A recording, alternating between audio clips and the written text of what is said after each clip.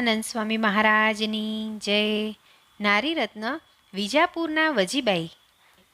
ઉત્તર ગુજરાતના વિજાપુરના વજીબાઈ ધાર્મિક તથા ભાવુક તો હતા જ, પરંતુ સંત અસંતની ઓળખ ન હોવાથી બધા જ પ્રકારના સાધુઓને પોતાને ત્યાં આદર થકી બોલાવી અને ભોજન વગેરેની વ્યવસ્થા પણ કરી આપતા. વ્યસની સાધુઓને તો વ્યસન પોષણની પણ વ્યવસ્થા તે કરી આપતા.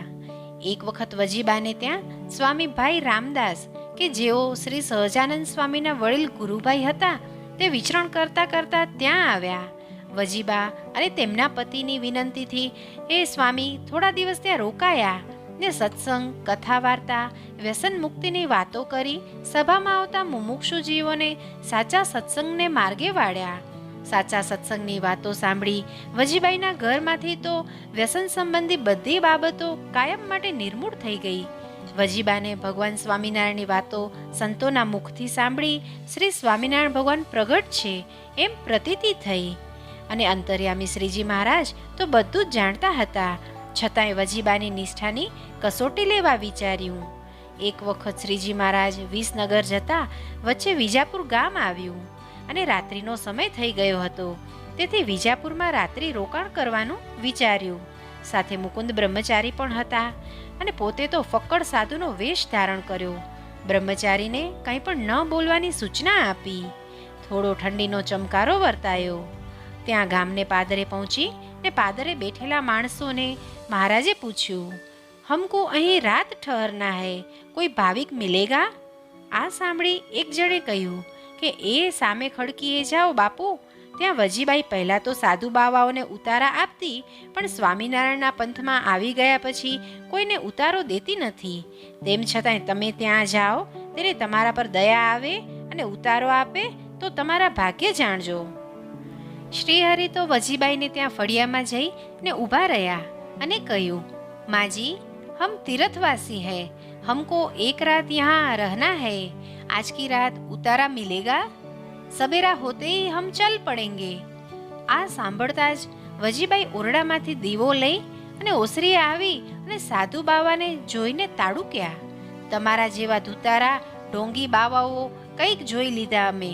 તમે ભલે તીર્થવાસી રહ્યા, ફરી ફરીને મરી જશો તો પણ 1,84નો ફેરો તમારો ટળશે નહીં. મહારાજ આ સાંભળતા જ હસી પડ્યા અને પૂછ્યું, તો 1,84 કૈસે મિટેગી? વજીબાઈ બોલ્યા, મોક્ષ કરવો હોય તો સ્વામિનારાયણ ભગવાનનો આશરો કરો, તેના કહેલા ધર્મ નિયમ પાળો તો મોક્ષ થાય. તમે રખડું પ્રગટ ભગવાનમાં શું સમજો? તમે અહીંથી ચાલ્યા જાઓ, અહીં રાતવાસો નહીં મળે. બ્રહ્મચારી તો મૂંગા મોએ આ ખેલ જોતા રહ્યા. તે મહારાજની અકડ લીલા જોઈ ને હૈયે આનંદથી હરખાય છે. ને વજીબાએ ના પાડી છતાં મહારાજે દીવડાના આછા અજવાળે ઓસરીની કોરે જોડી મેલી અને ધામા નાખ્યા અને મૂળજી બ્રહ્મચારીને કહ્યું કે ગાંવ કે લોગ જો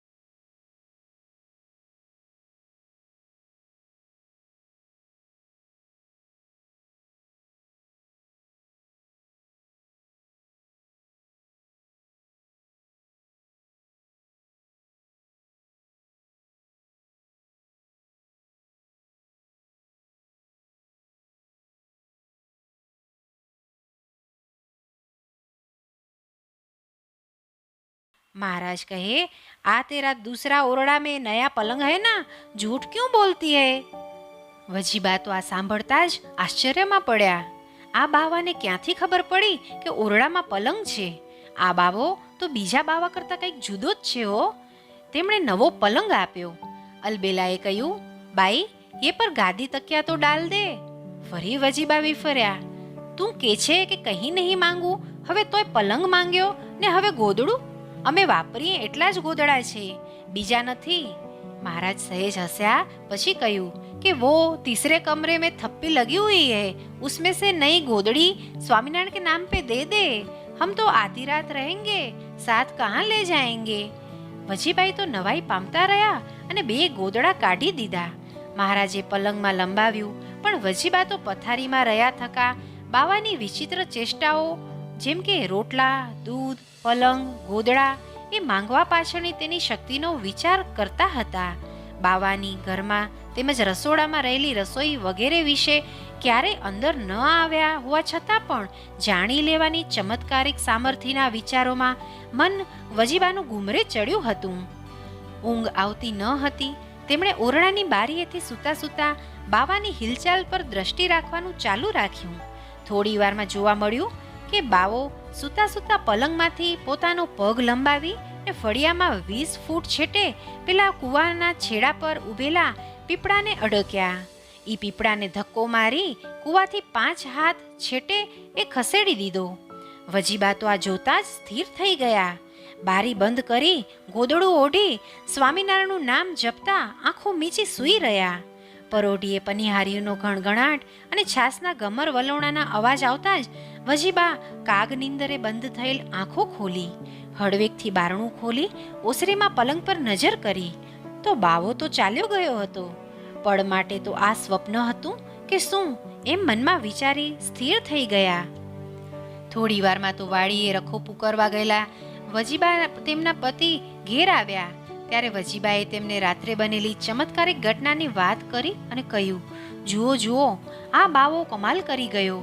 મારા મનમાં કેટલાય વખતથી સંકલ્પ હતો કે આ પીપળો કૂવાથી છેટે હોત તો સારું થાત। એ સંકલ્પ આજે પૂરો થયો। આ બાવાએ તો ખરું કર્યું હો। હશે, જે થયું તે થયું, પણ મારે તો હવે સ્વામિનારાયણનો ખરો આશરો છે। બીજા ચમરબંધી કેટલાય મોટા મોટા ખેલ ભલે ને ખેલે, પણ આ મન કેમેય નહીં ડગે। સમય જતાં આ વાતને 1 વર્ષ વીતી ગયું। શ્રીજી મહારાજ ગઢડામાં દાદાના દરબારમાં સભામાં બિરાજતા હતા। તે વેળા વિજાપુરનો સંઘ દર્શને આવ્યો।